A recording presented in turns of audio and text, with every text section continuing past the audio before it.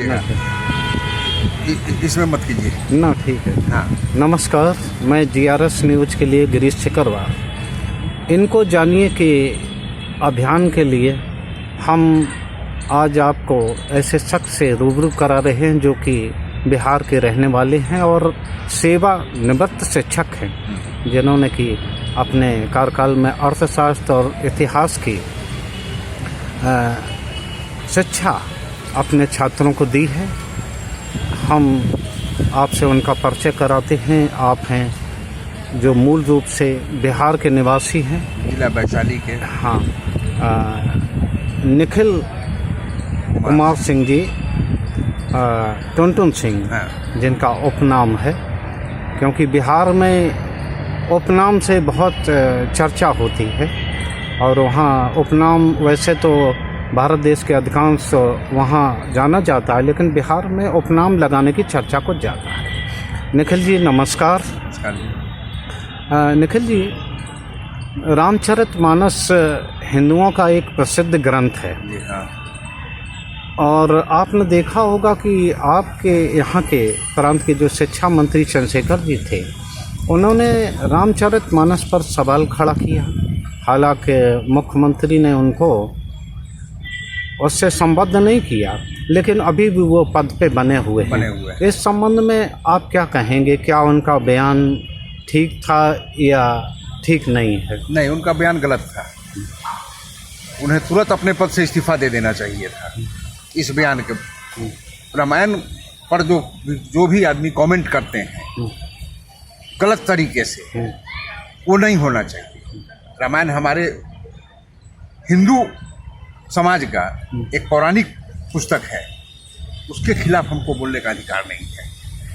नहीं, आप सही कह रहे हैं। वो ऐसे आपकी आस्था हो सकती है, अधिकांश लोगों की रामचरितमानस में आस्था है, लेकिन चूंकि वो जो जिस चौपाई पे उन्होंने विवाद किया, ढोल गवार सूत पस नारी, तो उनका ये कहना था कि इस चौपाई से शूद्र यानी कि एक जात विशेष को और नारियों को खासकर अपमानित किया गया। आप क्या मानते हैं इस समय? नहीं, उनको उस चौपाई का अर्थ समझ में नहीं आया है। उनको अर्थ समझाया गया, हाँ। फिर भी वो मानने को तैयार नहीं। जरा स्पष्ट करेंगे कि किस संदर्भ में ये चौपाई रखी गई है? ये मैं आपको बता दूं कि ये चौपाई समुद्र जब वो रास्ता नहीं दे रहा था, तो रामचंद्र जी को इस संबंध में समुद्र ने ये कहा था। आप उससे कह रहे हैं कि उन्होंने गलत संदर्भ में से लिया शिक्षा मंत्री? कर रहे हैं, समुद्र मंथन से कर रहे हैं। जी जी जी, हाँ। चंद्रशेखर जी को चौपाई का अर्थ समझ में नहीं आया। हाँ। उन्होंने उस अर्थ को अनर्थ में तब्दील कर दिया है। आप चूँकि इतिहास के शिक्षक रहे, तो जिस तरह से ये देश की जो राजनीति है, निरंतर आप देखते होंगे कि इसमें जातवाद और धर्मवाद का बहुत पट हो गया। अधिकांश अब जो राजनीतिक दल हैं वो शिक्षा, रोजगार या महंगाई आदि पर जनता से जुड़े मुद्दों पर चर्चा नहीं करते हैं। आजकल वो धर्म पर चर्चा कर रहे हैं। आपकी निगाह में, आप चूँकि शिक्षक रहे हैं, तो आपकी निगाह में ये कितना उचित है कि राजनीतिक दल इस दिशा में जा रहे हैं? एकदम अनुचित है। राजनीतिक दल जो है वो अपने वोट बैंक के लिए ये कर रहे हैं अपना। नहीं, क्या राजनीति में धर्म का प्रयोग नहीं होना चाहिए? नहीं, होना चाहिए, लेकिन उसकी एक सीमा है। धर्म की एक सीमा है राजनीति में। नहीं, वर्तमान जब सरकार आई थी, केंद्र की सरकार के विषय में हम आपसे कह रहे हैं कि जब आई थी तो ये अच्छे दिन लाने के वादे के साथ आई थी, लेकिन कैसा महसूस होता है आपको जब आप देखते हैं कि इस समय देश की जो परिस्थिति है, जिसमें कि तमाम युवक बेरोजगार हो रहे हैं, तमाम महंगाई भी बढ़ रही है, तो आप कैसा महसूस करते हैं? बस सिर्फ इसी दिशा में केंद्र सरकार विफल रही है। उन्होंने युवाओं को किसी तरह का कोई नौकरी पेशा का अथी नहीं किया है। बाद बाकी जो भी केंद्र सरकार का जो नीति है उसका हम समर्थन करते हैं, उसमें कहीं हम नहीं, जिस तरह से मान लो जैसे कि ये आपने सही कहा कि कई चीज़ें केंद्र सरकार ने अच्छी की हैं, जैसे कि उनका मेन मुद्दा था राम जन्मभूमि में, वहाँ मंदिर उनका बन गया। और कश्मीर में जो 2 विधान और 2 झंडे लगते थे, अब वहाँ धारा 370 का ख़त्म करके उन्होंने कर दिया। और भी सीए को लाकर एक कानून बना रहे हैं जिसको लेकर अल्पसंख्यकों में कुछ तकलीफ़ है। आप कितना सही मानते हैं कि वो ऐसा कोई कानून आना चाहिए, सीए या एनआरसी टाइप का आना चाहिए ताकि अल्पसंख्यक लोग भयभीत न हो? नहीं, उनके मन में संशय है तो सरकार उसको दूर क्यों नहीं कर रही? दूर करे सरकार। तो इस संबंध में सरकार क्या करना चाहिए, आपकी निगाह में क्या लगता है आपको?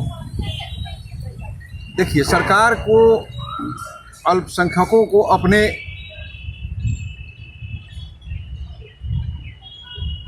पक्ष में उनको लाना चाहिए। नहीं तो किस तरह आएंगे? अभी ध्यान हो आपको, चूँकि आप बिहार से जुड़े हैं। हाँ जी, हाँ जी। वहाँ के केंद्रीय मंत्री हैं गिरिराज सिंह जी। बात में वो अल्पसंख्यक बिरादरी को टारगेट करके जो नहीं ये कहते रहते हैं कि जाओ साहब पाकिस्तान जाओ, तो क्या ये उचित है केंद्रीय मंत्री का बयान? नहीं, केंद्रीय मंत्री का बयान ये अनुचित है। हाँ। और भी कई मंत्री हैं केंद्र में, हाँ, बिहार के, उनका ऐसा स्टेटमेंट नहीं आता है, सिर्फ गिरिराज सिंह का ही आता है। उनका ये अनुचित है, ये उनको नहीं याद करना चाहिए। हाँ। निखिल भी मेरे ही देश के नागरिक हैं, जो अल्पसंख्यक हैं वो मेरे ही देश के नागरिक हैं। निखिल जी, एक अंत में प्रश्न पूछेंगे। आप दिल्ली में हमारे साथ हैं, तो दिल्ली आप बहुत दिन से आते जाते, अभी आपने बताया करीब 40 सालों से आ रहे हैं जी। तो तब की दिल्ली में और आज की दिल्ली में आप क्या फ़र्क देखते हैं? बहुत फ़र्क देख रहे हैं, बहुत फ़र्क देख रहे हैं। हाँ, ज़रा समझाने का प्रयास करेंगे कि किस प्रकार का फ़र्क है यहाँ युवाओं में, यहाँ की जो बेटियाँ हैं, जैसे कि निर्भया कांड हुआ यहाँ पे, तमाम तरह की श्रद्धा का कांड हुआ जिसमें वे 35 टुकड़ों में, वो पहले वैसा नहीं होता था। पहले वैसा जो है निर्भया कांड वगैरह जो है टाइप का, वो उस टाइप का यहाँ नहीं होता था। बहुत लड़कियाँ सुरक्षित रहा करती थी, कहीं से कहीं आ जा सकती थी, भर्ती होता था। लेकिन अब थोड़ा अपने को असुरक्षित महसूस करती है। नहीं, आपने देखा होगा कि जिस तरह मतलब लड़कियां भी आज हम लोग घूमते हैं, जैसे पार्क में जाते हैं, तो आपको देखते होंगे कि अधिकतर युवतियों और युवकों का झुंड लगा रहता है। तो क्या ये गलत है? क्या आपके निगाह में सही है? नहीं, गलत है, मेरे निगाह में गलत है। क्या करना चाहिए? क्या